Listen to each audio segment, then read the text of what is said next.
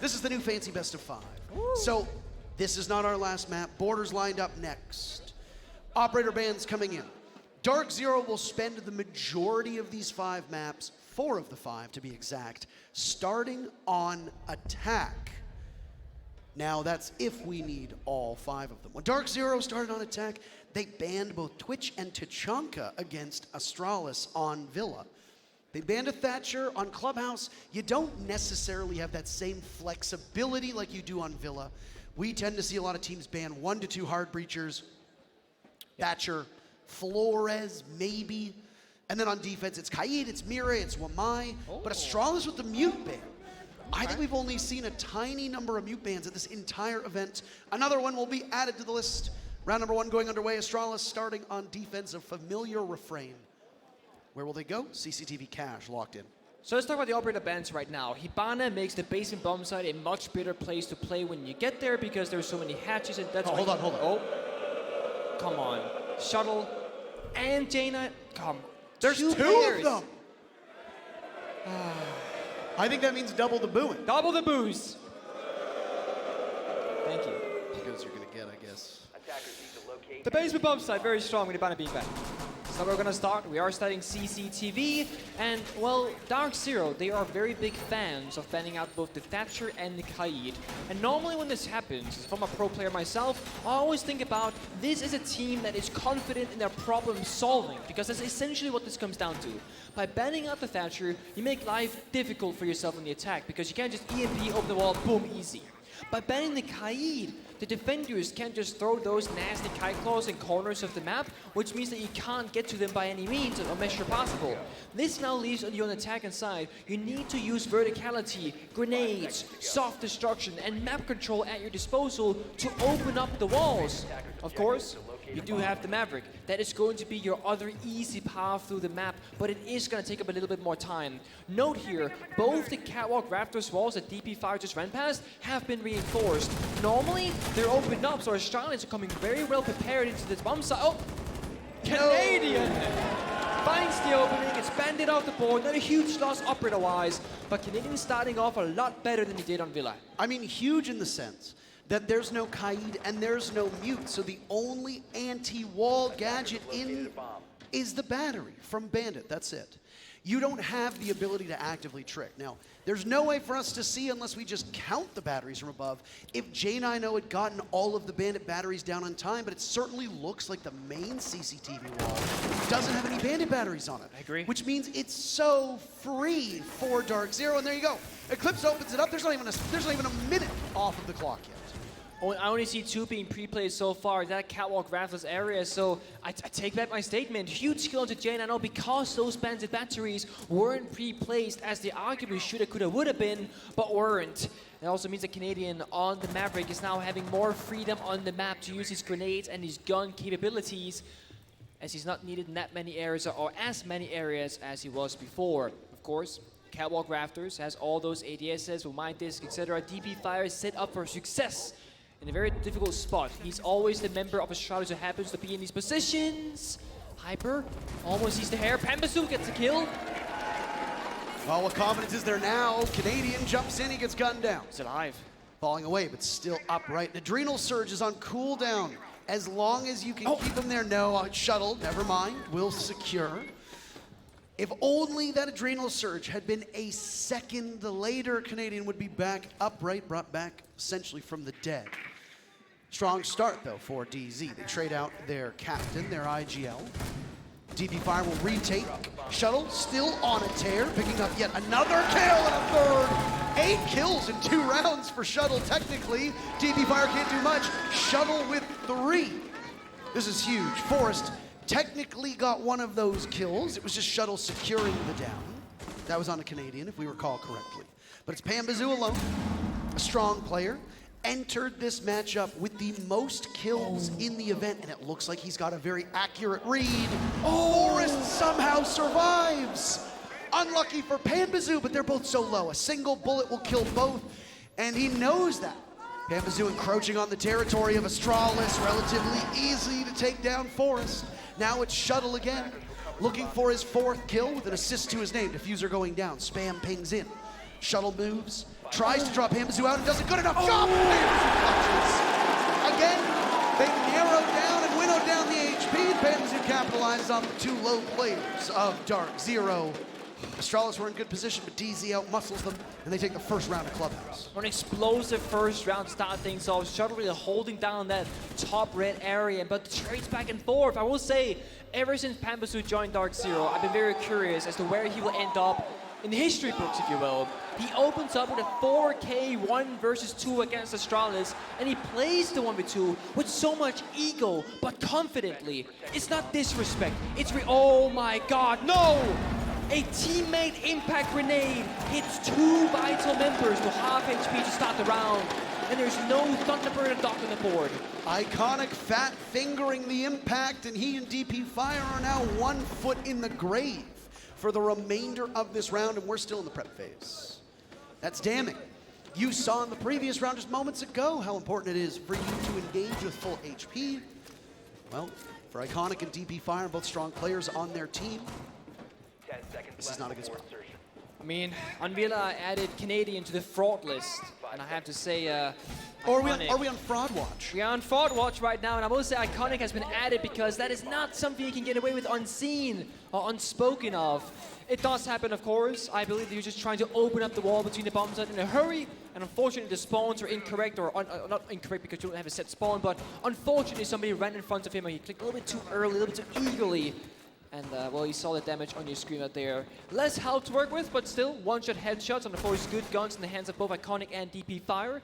You can still make something work. If anything, just play your lives away, play aggressive because, oh, that is a clone, not a real player. No huge loss there. DP Fire sticks around. Good reaction time by DP Fire, playing to die upstairs. He's on that main floor. I say upstairs, but it's not the top floor, it's the middle floor. Bottom floor bomb site right now. In terms of win rates, Clubhouse is still a coin flip map. 48% of the time the defenders win around. The other 52% of the time it goes in favor of the attackers. This bomb site is 49 for defense, 51 for attack. How about getting yourself a huge leg up? Yeah, some damage was done, but DP Fire gets the opening pick on the Hyper. What little was left of Iconic continues to get chewed away at. He roams above. He'll link up with Shuttle as these two players from Astralis hold the top floor. So close. That might have been a kill, but it wasn't. Nate comes out, no damage done. Oh, but instead, it's DP Fire getting called from the hatch above. It's Panbound, 5 kills in 2 rounds. Unbelievably fast. We're only 4.5 minutes into this map. He's already got 5 kills. Gonna 6 be there, yes. 7th was in the cards too, and it's there. It's Pamba party time! 7-0 to start. It's the reverse 007. Astralis, now they only have 2 players inside the bomb site. That's all that's left. DZ getting the beginning that they needed. This is very similar to what they did on Villa. Now they're repeating it here on Clubhouse. Will they require, or will they pull a timeout from Astralis? Require Astralis to use that timeout early on? That's the real question. Air jab goes off. It's knocked Forest over. Nades go out too. J90 holding the crucial avenue of blue. 2 players from DarkZero in close proximity. Now over to Moto. Hatch open. Survey the landscape for your team with 40 seconds left, and remove the drone in the process. The Maverick working on the hatch. J90 will reposition. They're gonna think that he's behind the generator. Close to the rotate hole into church, but no. Joke's on you, instead he's over by oil pit. All the while, Forrest with only a tiny number of bullets to his name, doing some damage. J90 found. He kills Pamba. First death for Pamba. Eclipse answers back. Forrest now in the middle of the bomb site. He can't outduel NJR. DZ dominant through these 2 rounds. That they are, is the map choice of Clubhouse. They are very phenomenal at picking apart these rounds, finding the opening kills and peeling apart the map once the roamers they get active. Look at the zoom again, so cheeky that is. Panda really stepping up to the challenge. Again, respecting his opponents, but still confidently going into each and every single gunfight that we see. Really putting DarkZero in a man advantage time and time again. 7 kills, 1 assist, 1 death so far for him. He's not going to slow down anytime soon. DC are picking up where they ended off on Villa. I say ended up, well, they did lose that final round, but it was looking better and better for them on the aggressive side for DC. Whereas Astralis, well, they've always really been explosive, and they're going to keep up that same pace. Bar defense is coming on our third defensive round. Of course, with that bomb side choice, the castle follows along because you need to deny some lines of sight, restructure those angles, and of course, adding that secondary shotgun on the castle side. It's really going to help you add to that verticality from master bedroom up above if you so want to have that. Alibi, same similar fashion, very versatile operator. Can get the shield or the impacts, secondary pistol, the bailiff of course, and you get a primary with a 1.5x scope. Very underrated operator that we thankfully see getting played more and more frequently. Well, in terms of win rate, Bar and Stage has the best win rate for the defenders, 67%. Stonks, I believe you would say. Stonks indeed. Stonks indeed. Carrying the weight on again, which is a coin flip map. Master and Jim having the poorest win rate for the defenders.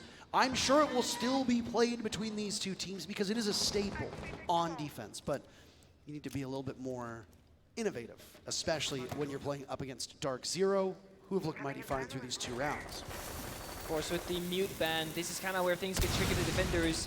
You can't protect all the walls. You know, if you have 4 jammers, they can cover 8 walls, as 1 jammer can cover 2 each. Without Bandit being on the board, it just means that every single wall we get opened up instantaneously from the thermite of Eclipse. As the Bandit has only been played a single round, and that didn't really work out in their favor either. And that means the attacker's gonna get a little bit more time on the clock than usual, which DC are taking good advantage of so far. One thing that we didn't really pick up on and didn't talk about much, because so much happened in the previous round, is how no Kaid makes the bottom floor so tough. I mean, yeah, you don't have a Habana. You don't have Forest either, by the way. Very first pick. Now shuttles in DarkZero, 2 very fast kills. Halfway through the round, DZ already with a big advantage that grows. Astralis are feeding themselves to DarkZero. Bar Stage, well, are you even going to get there? Is all the killing going to happen in other parts of the map? You might not even see an execute pull it. J90 is miles away at the top of red stairs. DP fire. He's up top in gym/weight room. He sees the opening in Jacuzzi wall and can't outduel the ace, Canadian. This is big bad Canadian showing up big. A flawless for DarkZero, potentially on the board. Guess what they did in round number 2 on Villa? Flawless. And now they're lined up to do the same thing. Can J90 be the spoiler? Yes, he can. Panbazoo's looking the wrong way. There's one out on the balcony. J90 doesn't know this. He's gonna get pushed from the back. Beautifully done. No. He's still got plenty of munition left. Can't catch as the jump. And he gets out of there quickly. Canadian survives. Diffuser going down from Eclipse, so J90 will drop.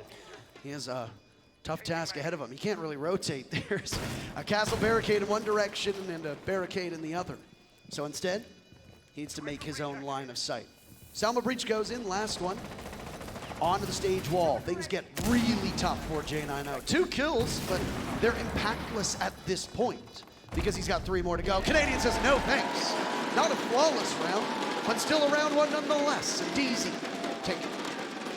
Discipline there in that 1v3. Hyper up above with the verticality. Eclipse outside the main door, just on a drone, not risking his life at all. And Canadian going towards that, we call it trash door where I'm from, but the door where there's a trash can outside.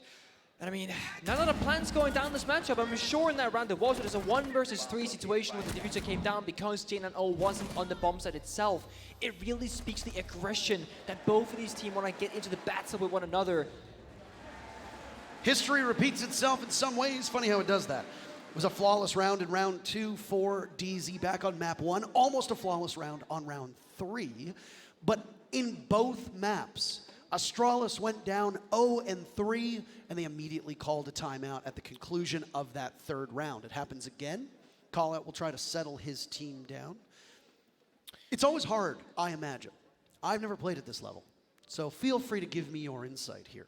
But it's always hard to go in and play a map for the first time in an official match settings, especially a best-of-5 major final, when you haven't shown it. And that's Astralis right now with Clubhouse. It is, and I mean, I also think that, sure, last time on Villa, Astralis took the time on the exact same situation after the 3rd round loss. Doing it again. But when you're doing it on a map you haven't been playing officially, I think it makes even more sense because you want to catch these defending rounds problems as early on as possible to once again get some more numbers on the board. on Villa. After Astralis took the timeout after that third round, they picked up 2 of the following 3, ending the half in a 4-2 scoreline, which honestly is not that bad. And hopefully, that's what their goal is this time around as well. I will say, however, with the Kaid and Mute being banned, this is, in my opinion, an attacker-favored clubhouse because you can make quick work of all the walls, all the breaches, and nowhere is really safe. Astralis, they're clearly playing very front forward, trying to play aggressive into DarkZero because they know the weaknesses of these strategies with these bans around, and instantly those garage walls get opened up, and J9 has to run for the hills and try to get that to that security wall instead, because that will be the next victim. Astralis still quite aggressive off the bomb site. Searching for their very first victory, they've run through 3 of the 4 bomb sites. I suspect we'll see the 4th of Gym Master. Hasn't popped up just yet. Back over to Cash and CCTV we go. Bandit on the board, and he hasn't died as early as he did before. It completely blew apart the defense from Astralis because now the Bandit batteries go down. So J90 placing that utility, all 4 have been used. Even if he dies at this point, he's not bringing any gadgets with him to the grave. It's also going to make entry for DZ significantly harder, especially if they want to go for the avenues where those Bandit batteries have been placed.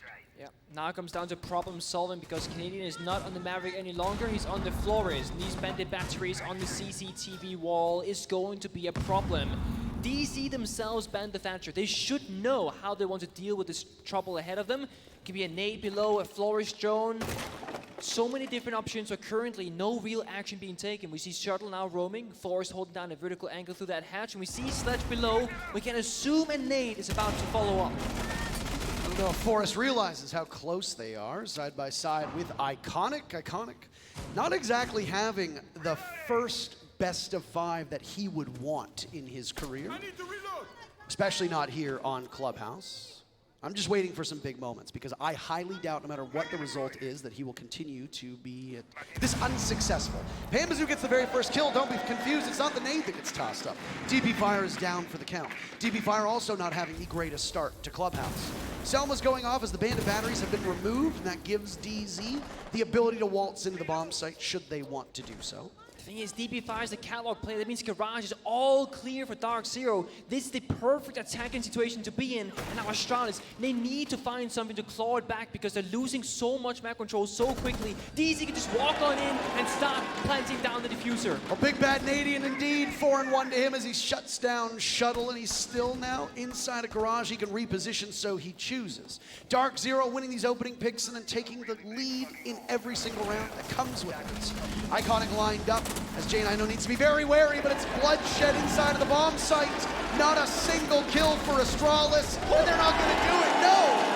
It's 4 in a row for DarkZero, and the 4th one is flawless. Note there that Hydra picked up the diffuser with 12 seconds left, didn't go for the plan and said, guys, we're going for this kill, we're going for the flawless, and they take it. All 5 members of DC pushes in through the bomb site and finds the final member of Forest of Astralis hiding on that green box position. Again, the map choice of DC, they show why they play it so often and so well.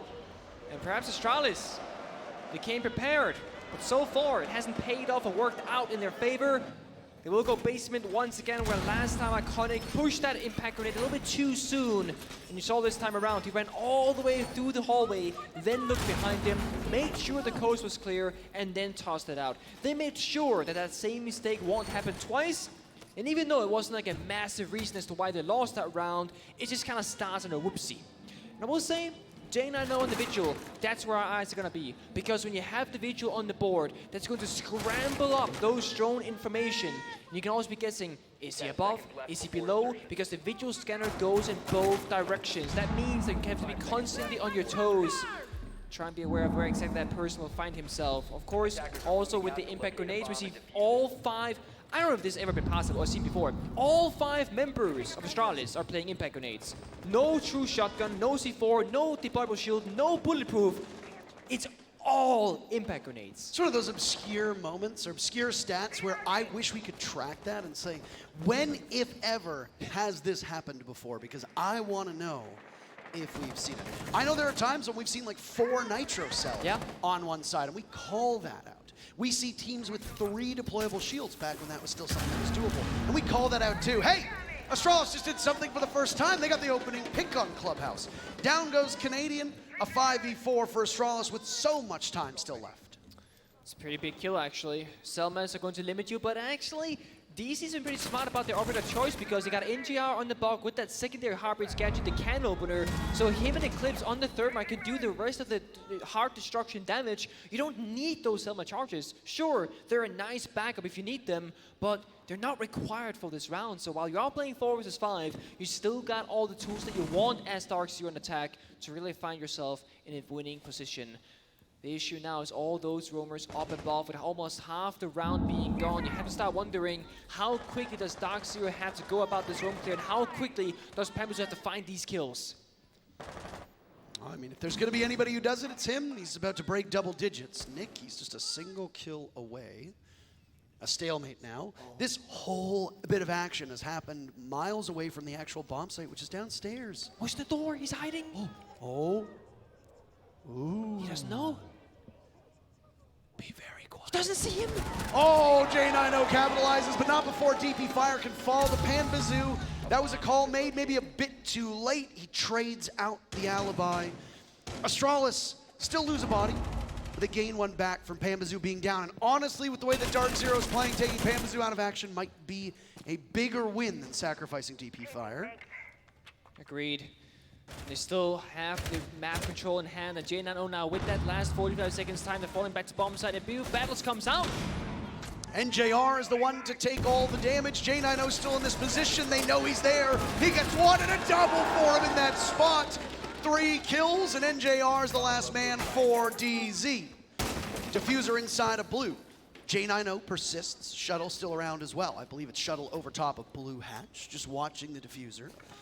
NJR has no intel, only 20 seconds left, and it's J90 down. NJR can clutch. Shuttle doesn't need to engage here, but he does anyway. Confidence is king. And in this case, it's Astralis, the kingmaker. 5th round goes to Astralis. They're finally on the board. There's a close call from Shuttle saying, you know what, the time is running low, but I will take this gunfight with confidence and still win the round. J90 and Panda kind of playing hide and seek there for a moment. It was really scary to watch. It was J90 who came out on top and found the kill, traded back his teammate. Panda on 10 kills in 5 rounds.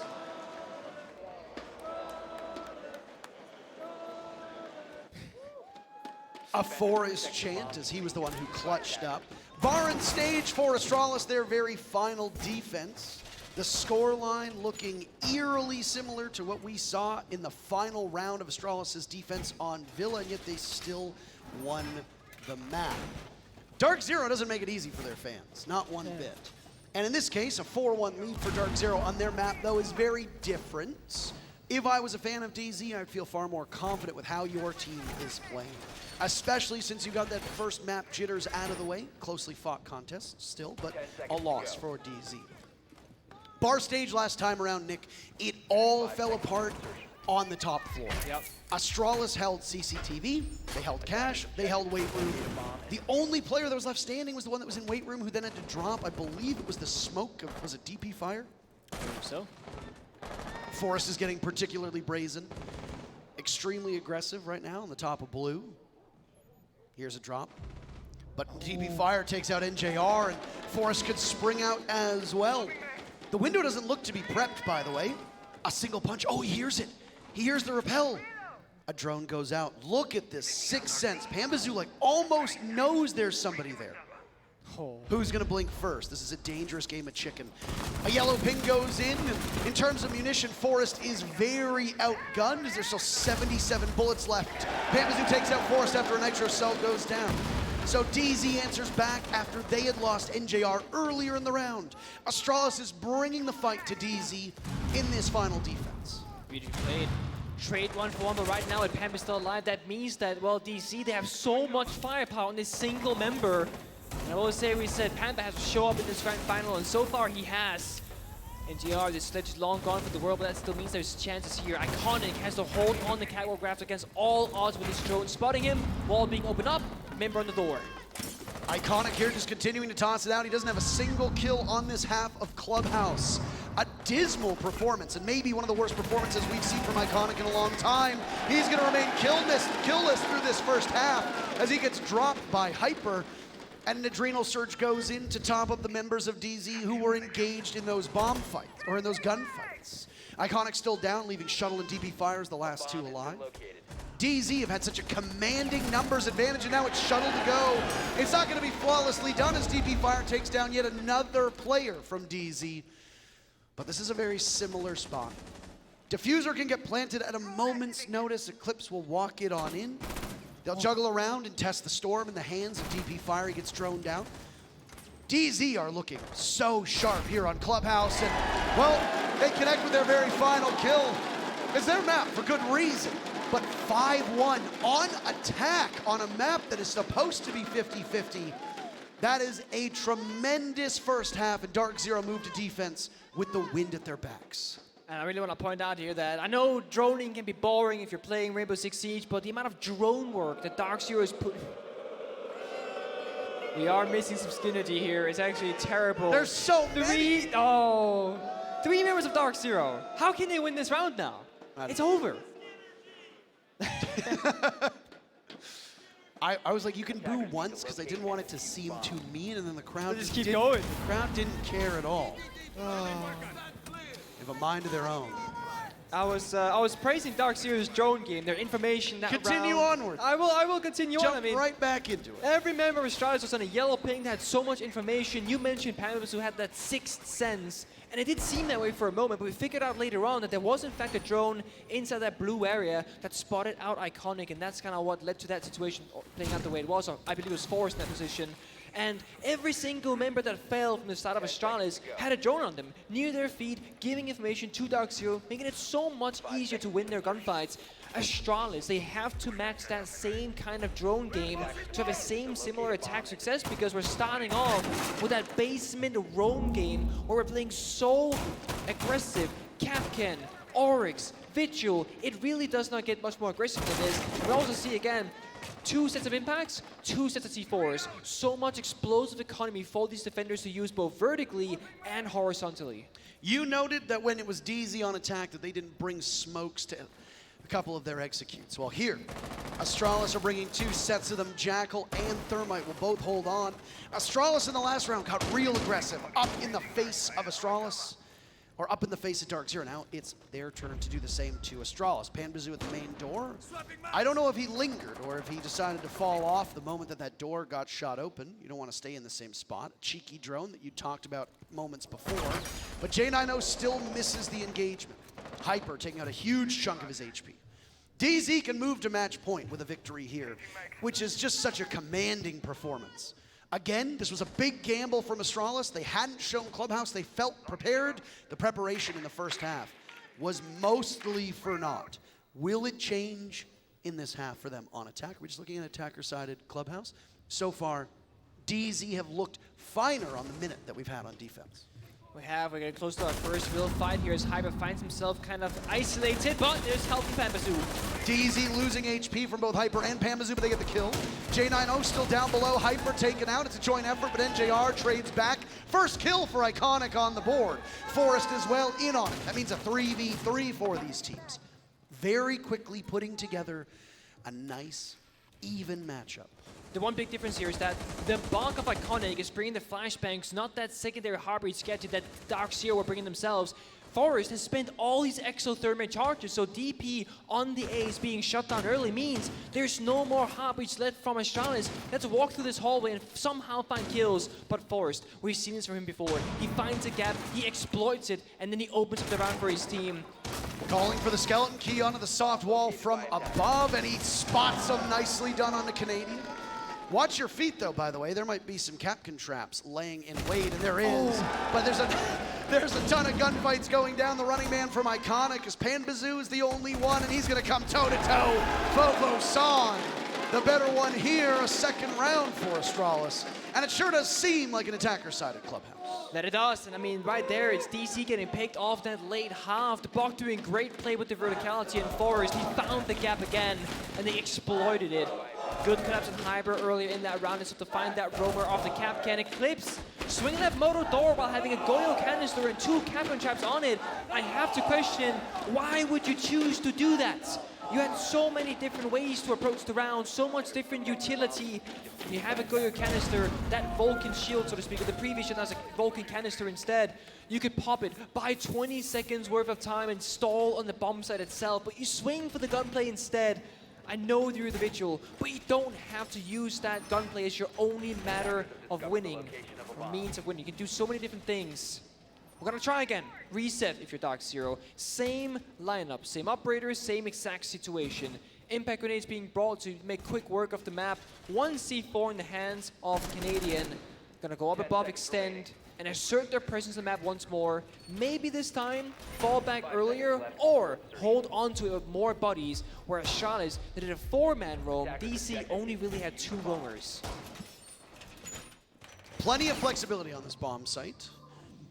And if there's one player in this lobby that knows the SSG roam when it comes to this bomb site, it's Canadian, who for a long time was on that Space Station Gaming roster. So he'll be familiar with it. You can see all the various silhouettes spread out all over the map. Looks like the first logic bomb was going to go off, but has it just not been called in? Shuttle goes on to drone instead, so no utility. Nope. Here we go. There it is. The logic bomb finally goes off. DarkZero needs to reposition. Astralis, the opening pick. Well done for them. Down goes Panbazoo, J90 on the entry. Panbazoo has been that fabled raid boss, as we've talked about before, sitting at 13 kills and now 6 deaths to his name. Eclipse on the road. Concealed himself. Cloaking device. The Vigil takes out Shuttle. DZ equalizes. It's the first minute of action.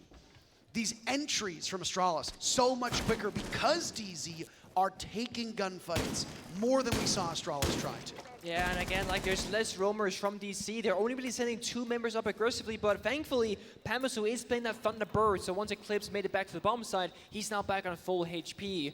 It's also why Thunderbird is such a good roaming operator, because you can put down your piece of utility, go do something else, and if you fall, well, your teammates can still benefit from your gadget later on, and if you survive and make it back to the site yourself, well, top yourself back to full HP can be done too. Heartbreach from the side of the attackers is looking a bit better, because this time the secondary Heartbreach gadget has been brought from Iconic. That's going to speed up the process of breaching the walls, and Forrest also had 1 more exothermic charge left, and he still has that available in his pocket as well. I mean, Buck versus Sledge is very much a strategic choice and a stylistic choice for some teams as well. In this case, the Buck allows them to shoot out the walls leading into the bomb site, should they be, of course, unreinforced. But additionally, that secondary hard breach is huge. If you can clear out whatever anti-gadget utility is, Jaeger, Wamai, Aruni, etc., then you can bring that hard breach. Explosions all around as the Goyo canisters go off. Iconic is what? In the middle of the bomb site and finds 2 kills, a third before they drag him down. Iconic brings 3 players down to hell with them, and he's gonna stay there. Astralis with 3 players upright, and they find the last one. It's DZ, so all 4 bomb sites on Villa were shown. All 4 bomb sites on Clubhouse also being shown. This, though, is the bomb site with the worst win rate for the defenders on Clubhouse. A 38% win rate. Look at the lineup of DarkZero. What do they do to ensure that they are not a part of the 38%? What do they do to ensure they are part of the winning 62% for defenders? Honestly, 2 main operators here is going to be the Maestro and the Bandit, because the Bandit is used to try to deny some of that wall utility that the attackers try and go through, and Eclipse and the Maestro, the older, phenomenal weapon. 81 bullets of destruction that can really help you challenge those LMGs that, for example, Iconic don't think it has, but also the information game with the bubble, that is the Evil Eye, Maestro's gadget, the camera that is, gives you a ton of information, can zap drones, etc., to stop people from planting as well. A single C4 in the pocket of Canadian can be used from below as well, with that information to shut down a plant or a player. And that's really where our eyes are going to be. Panbazoo sticking the Thunderbird pretty much every single round. A for the gun, 2 for the gadget, and 3, I think he wants the freedom. Put down the utility, you have a nice weapon and impacts to go with it. You can play aggressive, you can take risks. And when you're 13 and 6, that's exactly the kind of freedom you want to allow your star player to have. One of the things with no Kaid on the board means that if you see electricity, you know there's a bandit battery there, but Nice. Big Bad Nadian with the wonderful trick. The bandit battery goes down, exothermic charge, no more. Forest denied one of those two crucial parts of Hard Breach.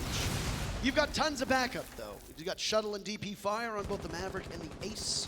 So if need be, you could use them somewhere else, but you've likely accounted for all of that Hard Breach going in a specific direction.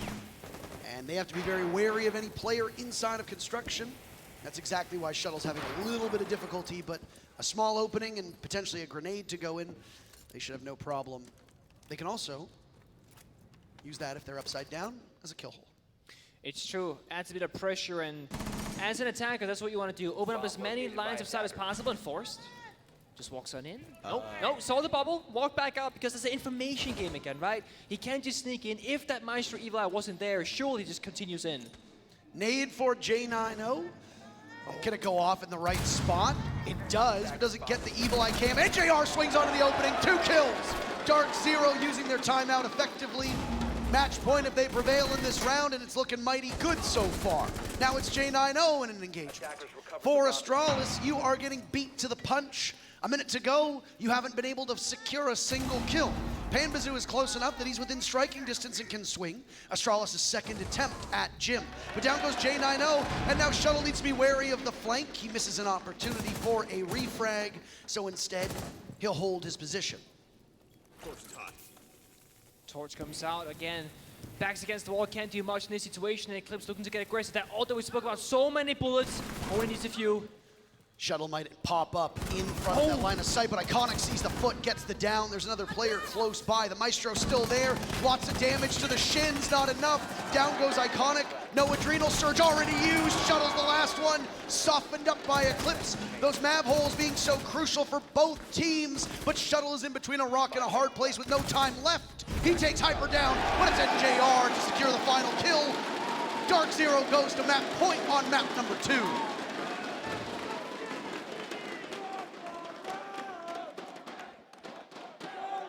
I've heard this before. One more round. One One more round indeed, Nick. Getting close again. But what happened last time we got close, Parker? There was a comeback that occurred. Rounds being swung in the opposite side, and the Astralis are fighting to keep it on their advantage. So the question that I posed to you was, how do you ensure that you are not on the wrong side of a bomb site that is already very unfriendly to the defenders? And the answer to that question, Nick, was have NJR swing the breach. Yeah. Have NJR push up and pick up 2 kills and then get out of there. Because you know that the breach is going to be open. And because of where the Maverick was at the time, and because they hadn't really heard anything else around the breach, it's safe to assume, okay, there's a couple players there. If NJR can capitalize and Astralis isn't ready for it, then it completely throws you off. Once that Evil Eye became a big factor inside of Jim, Astralis needs somebody to go downstairs to deal with it. So you know that there's one player unaccounted for down there. You know the Mavericks on the other side of the map. At most, there's 3 on the breach. NJR gets 1, trades himself out, big value. 2, huge value. Absolutely. But he doesn't get traded out, he gets away alive. Be aggressive. I was going to say the same thing for this round. You've killed 2 drones in prep phase for DC. I want to see 4 roamers, 1 person on the bomb side, because you got those Goyo canisters to help you if anybody rushes you. That's going to buy you time for defenders, the roamers rather, to come back to the bomb side. Challenge Astralis, get into gunfights. I'm glad you say that, because with attacker repick being a huge benefit to the attackers, teams like W7M have excelled by just being so aggressive on their roams. Take the fight to the attackers, and it keeps the game far more even. Forrest had made his way in as both the Nook and the Vigil. Operators very similar in what they do, though on different sides of the battlefield. They're close enough. Panbazoo's also still upstairs. I don't think they know that Forrest is there at all. Just sitting on the main stairs, waiting. He's creeped in past the first lines of defense. Could just take the bombs out here. He finds Canadian. That's massive trouble for DarkZero. Forrest will walk in, but he's stopped by the Banshee, and there's the Goyo down for the count. Forrest with a kill and immediately back to the top of main stairs. The alarm bell sounding for DarkZero. As now it's Hyper gone to J90, NJR with the first kill for DZ on the board. We're not even at the halfway point of this round, and yet Astralis has an advantage. Forest still on the hunt. I don't think they've spotted him just yet. Up top. But the player that was up there, Avenge AR, has dropped down. He wins the duel on the shuttle. A bit too slow from Forest. And another drop, but it's Iconic to come out ahead of that one. Losing a lot of HP in the process, but still the ultimate goal. Now it's Eclipse to try and reduce the remainder of Iconic to 0. He'll do just that quite well, but not for long as J90 cleans up these teams just dueling each other. A minute left and Panbazoo can win in a 1v2, but it's a very heady task. Back into the bomb sites, sitting on the A chassis. Players from Astralis spread out well. Plenty of time as well, 45 seconds left. Because you have the Nook with the hard breach, you can still open up some of those hatches, and look at this. I don't know if this was planned by Astralis ahead of time, but it's a contingency nonetheless. Down goes one of those Goyo canisters, giving Forest a bit of pause, and J90 as well. Panba sitting, waiting. Everything on the shoulders of Astralis right now. Do they lose the map? Does Panba clutch? He knows one, great positioning, stunned for a bit, but he continues to get away. Now that's the diffuser to get picked up. Is it party time? Yes, it is! DarkZero and Panba! Huge match for the newest addition to DarkZero. And indeed, Clubhouse goes dark and it goes into the win column of DZ 7-3.